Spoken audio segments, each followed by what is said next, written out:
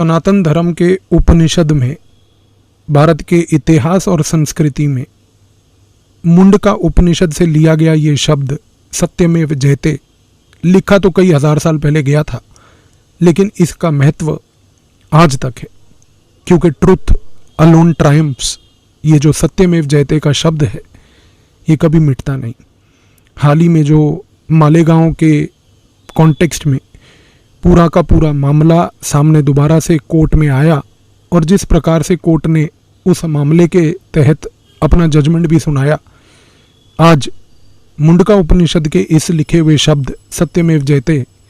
को कोर्ट ने दोबारा से प्रूव किया, क्योंकि ये जो षड्यंत्र रचा गया था इस षड्यंत्र का नाश हुआ। क्योंकि जो भी लोग षड्यंत्र रचते हैं उनका नाश भी होता है और वो विनाश भी करके ख़त्म कर दिए जाते हैं। 2001 में जब 9/11 की घटना हुई थी, उसके बाद से पाकिस्तान के ऊपर बहुत दबाव डाला जा रहा था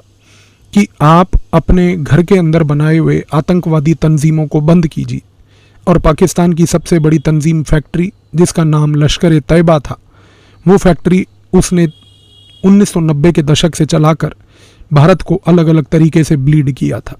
लेकिन लश्कर तैयबा का अंत कभी भी लिखा नहीं जा रहा था, क्योंकि पाकिस्तान उसके ऊपर कोई कार्रवाई करने को तैयार नहीं था।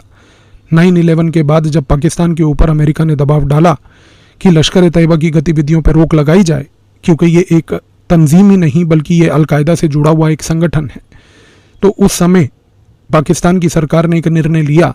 कि लश्कर तैयबा का एक लो प्रोफाइल बनाया जाए। इस लश्कर तैयबा के लो प्रोफाइल को बनाने के लिए लश्कर तैयबा को पाकिस्तान पंजाब से उसकी जितनी भी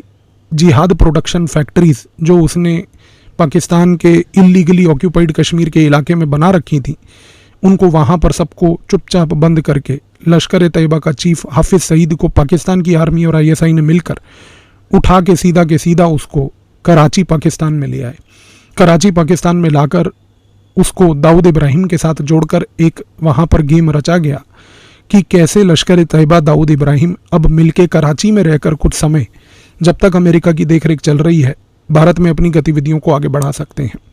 2002-2003 में ISI के अधिकारियों ने, पाकिस्तान की मिलिट्री के अधिकारियों ने, लश्कर तैयबा के चीफ और लश्कर तैयबा के बाकी कमांडर्स ने,